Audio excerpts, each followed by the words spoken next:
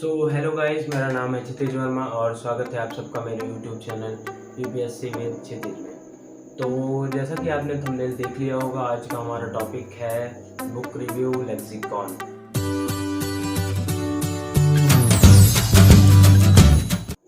Lexicon, इसको आप एक तरीके से बुक ना समझिए, इसको आप एक विचार समझिए। क्योंकि अगर आप एक यूपीएससी एस्पिरेंट हैं या पीसीएस कर रहे हैं, तो अगर आप सिविल सर्विसेज में जा रहे हैं तो एक काफ़ी बड़ी जिम्मेदारियों की नौकरी है। इसमें आपकी ईमानदारी चेक की जाती है कि आपके अंदर मतलब कौन से गुण हैं, आपके अंदर त्वरित फैसले लेने के जितने गुण हैं। तो सबसे पहले तो यही है जो पेपर 4 में हमारे यूपीएससी में और पीसीएस में पढ़ता है, यूपी पीसीएस में, क्योंकि मैं यूपी पीसीएस की तैयारी कर रहा हूँ तो मैं यूपी पीसीएस की बात करता हूँ। तो पेपर 4 में ही पढ़ रहा है और यूपीएससी में भी पेपर 4 में ही पढ़ता है। तो इसको एक बुक की तरह नहीं, इसको एक विचार की तरह आप देखिए। और इस बुक का रिव्यू आप बुक रिव्यू कम समझ के और पेपर 4 की तैयारी ज़्यादा समझिए। और तो ये रही फिलहाल हमारी बुक लेक्सिकॉन। ये अपग्रेडेड वर्जन नहीं है, ये मेरी बड़ी बहन की बुक है, वो भी सिविल की तैयारी कर रही थी, उन्हीं की मेरी बुक है। तो ये मैंने नहीं खरीदी है, लेकिन लगभग ये 300 की पड़ जाएगी अभी भी आपको। और ये हिंदी मीडियम में है, इंग्लिश मीडियम की भी रेट लगभग यही है। तो सबसे पहले बात कर लेते हैं इसके जो इंडेक्स है, इसमें क्या क्या कवर्ड है।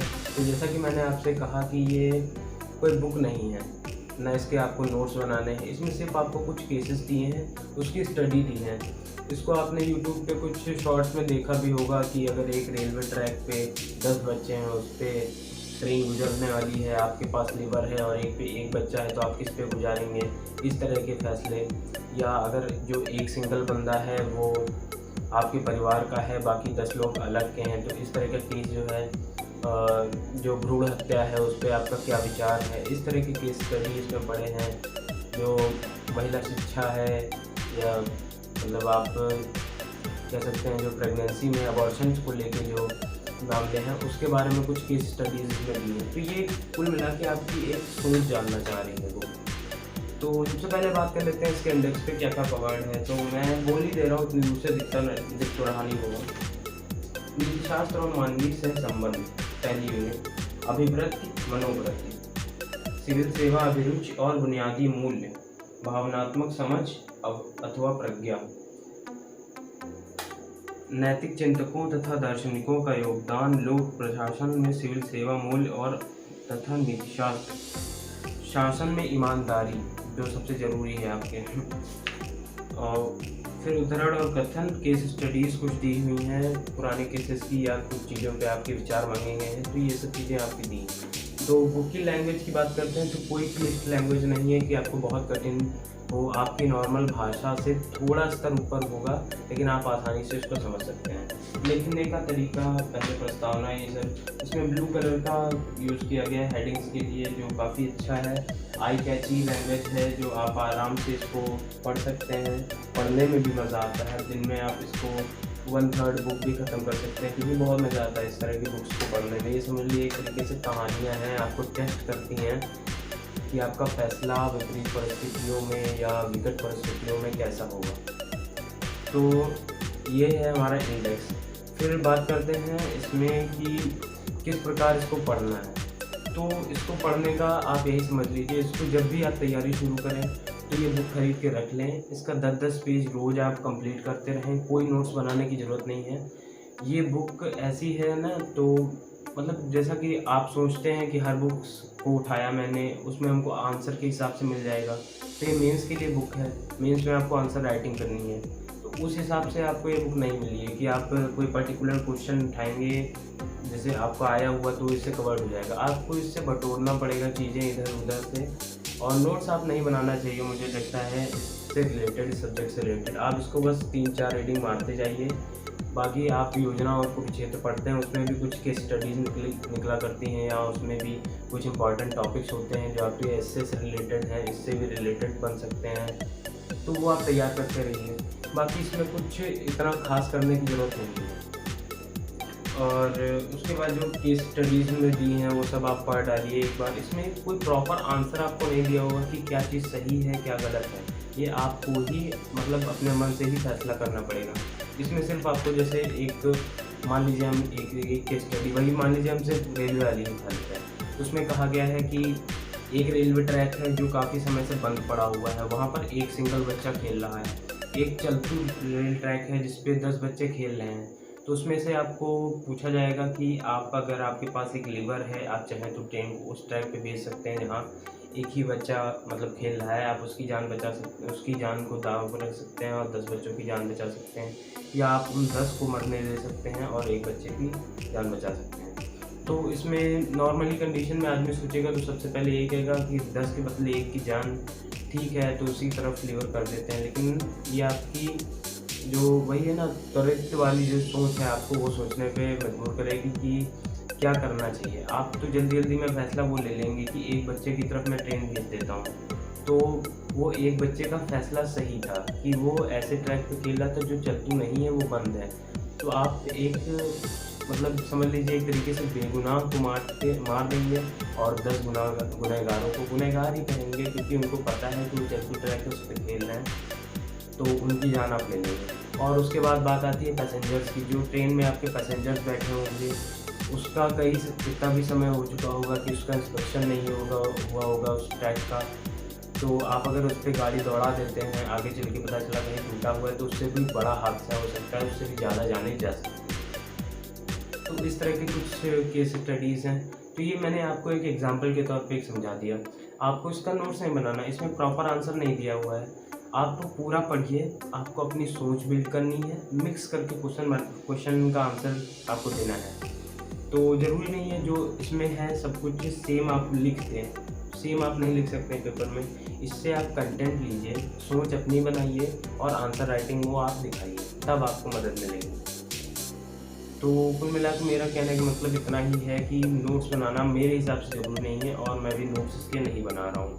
मैं सिर्फ ये बुक के 3-4 रीडिंग मार के और सोच रहा हूँ जब तक मेरा पेपर आएगा तब तक मैं लगातार इसको रीडिंग ही मारता रहूँगा। आपको बहुत है, अगर आप लग के पढ़ लेंगे तो 10 दिन की बुक है ये, बस उससे ज़्यादा नहीं। तो इसकी जितनी भी और लास्ट में कुछ केस स्टडीज़ दी हैं उसके बारे में भी आप पढ़ लीजिएगा। ये नहीं केस स्टडीज़, केस स्टडी के माध्यम से परिभाषिक शब्दों संकल्पनाओं की समझ, केस स्टडी क्या है, केस स्टडी कैसे हल करें। तो ये भी कुछ चीज़ें हैं जो इम्पोर्टेंट आपको बन जाएंगी। तो जैसा कि हमने बताया आपको, जैसे कि आपको कोई नोट्स बनाने की ज़रूरत नहीं, फिर भी आप इसको पढ़ते समय कुछ चीज़ें ज़रूर ध्यान दें कि इसमें कुछ कंपैरिजंस दिए हुए हैं और कुछ इम्पॉर्टेंट, जैसे आप पढ़ रहे हैं तो कुछ भी इम्पॉर्टेंट आपको मिलता है तो वो आप अंडरलाइन करते चलिए। आप ये चीज़ कभी किसी बुक को रीडिंग करते समय भूलिए ही ना। अगर आप अंडरलाइन नहीं करेंगे, भले ही वो बहुत ज़्यादा इम्पोर्टेंट ना हो, फिर भी आप तो पेज में एक 2 लाइन अंडरलाइन जो भी उस पेज में सबसे इम्पोर्टेंट आपको लगे वो कर ज़रूर लीजिए। क्योंकि आप जब एक बार बुक से गो थ्रू हो जाएंगे, उसके बाद दोबारा बुक पढ़ेंगे तो आपको एक ऐसे लगता रहेगा कि हमने ये बुक पढ़ रखी है, मैंने अंडरलाइन कर रखा है। तो ये कोई बहुत असरदार तरीका नहीं, लेकिन एक आपके अंदर एक पॉजिटिव एटीट्यूड आता है कि मैं ये बुक पढ़ चुका हूँ, मैं दोबारा पढ़ रहा हूँ, इसलिए मुझे आसानी होगी और थोड़ा मन भी लगता है बुक पढ़ने में। अगर पहली बार में आप इसको पढ़ने में 1 महीना लगाएंगे तो दूसरी बार में हो सकता है 20 दिन 15 दिन में ही कंप्लीट हो जाए। तो ये चीज़ कुछ इंपॉर्टेंट है। बाकी इसमें कुछ चीज़ें कुछ आपको ये जितना ब्लॉग में मिलता है, ये जितनी है ये सारी इंपॉर्टेंट चीज़ें हैं।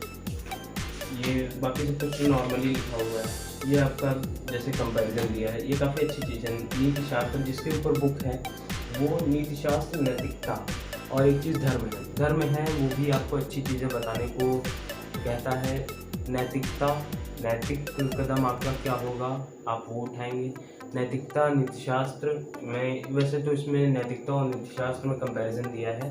वैसे अगर आप जब बुक पढ़ेंगे तो आपको पता चलेगा कि धर्म से भी एक इसका कंपैरिजन किया जाता है कि धर्म में भी तो अच्छी चीज़ें बताई जाती हैं, लेकिन ज़रूरी नहीं है जो चीज़ धार्मिक हो वो नीतिशास्त्री हो, या ये भी ज़रूरी नहीं है जो चीज़ नैतिक हो वो नीतिशास्त्री हो। ये सब आपको जब इसको पढ़ेंगे तो आपको ये अंतर पता चल जाएगा नीतिशास्त्र में और नैतिकता में, या नीतिशास्त्र में और धर्म में। तो इस तरह की चीज़ें हैं जो आपको लग सकती हैं कि मैं सही कर रहा हूँ, लेकिन वो आपके नीतिशास्त्र के खिलाफ हैं। और अगर आप सिविल स्टूडेंट हैं तो आपके अंदर नीतिशास्त्र होना ज़रूरी है, ना तो धर्म होना और ना नैतिकता होना। नैतिकता ये बनती है कि आपका कोई पर्सनल आपको जिसको जानते हैं उसके हित में काम करना, लेकिन वो आपकी नैतिकता है। नीतिशास्त्र ये है आपका जो कर्तव्य है, जो हकदार है उसको देना। तो ये हो गया नीतिशास्त्र। अगर आप सिविल स्टूडेंट बनने जा रहे हैं या सिविल सेवक बनने जा रहे हैं, सिविल स्टूडेंट हैं फिलहाल, तो आपको ये बुक इसी उद्देश्य से पढ़ना है कि इसको कोई बुक ना लीजिए, इसको एक कहानी समझिए, पढ़ते जाइए, ख़त्म हो जाए दोबारा पढ़िए, इसको अपनी ज़िंदगी में लागू करने की कोशिश करिए। क्योंकि आप जो भी डेली आपकी एक्टिविटीज़ हैं, जो भी आप करते हैं, कोशिश करिए, मतलब आपको इसमें कुछ चीज़ें बताई भी जाएंगी कि जो काम आप कर रहे हैं उसके बारे में होने के बाद अगर वो चीज़ काफ़ी वायरल हो गई या ऐसी चीज़ें, तो आपको कैसा लगेगा, या आप अपने आप से पूछिए आपको कैसा लगेगा अगर मैंने ये कदम उठाया। तो ये चीज़ नीतिशास्त्र अपना चेक करने के लिए ये कदम मेरा नीतिशास्त्री है या नहीं है, तो इसमें आपको मदद करेंगे। नीतिशास्त्र काफ़ी अच्छी बुक है, आपकी सोच बदल सकती है। कई लोग तो, मुझे तो अपने अंदर लगा काफ़ी सारे चेंज मैंने इसी को पढ़ के कर लिए, क्योंकि मेरा कुछ पहले से नेचर चेंज हो गया सिर्फ इस बुक को पढ़ने के बाद से। क्योंकि अगर आप ये बुक पढ़ रहे हैं, भले आप यूपीएससी क्लियर करें, पीसीएस क्लियर करें या ना करें, लेकिन ये बुक आपको एक अच्छा इंसान ज़रूर बना देगी। और ये मैंने अनुभव भी किया है। और अगर इसको आप अपने डेली लाइफ में यूज़ करते हैं तो मुझे तो काफ़ी कुछ अच्छा लगा इस बुक के बारे में, और इसको मैं अप्लाई भी करता हूँ अपनी रियल ज़िंदगी पे, और उम्मीद करता हूँ आप इसको पढ़ने के बाद आप भी करेंगे। तो मिलते हैं अगले वीडियो में।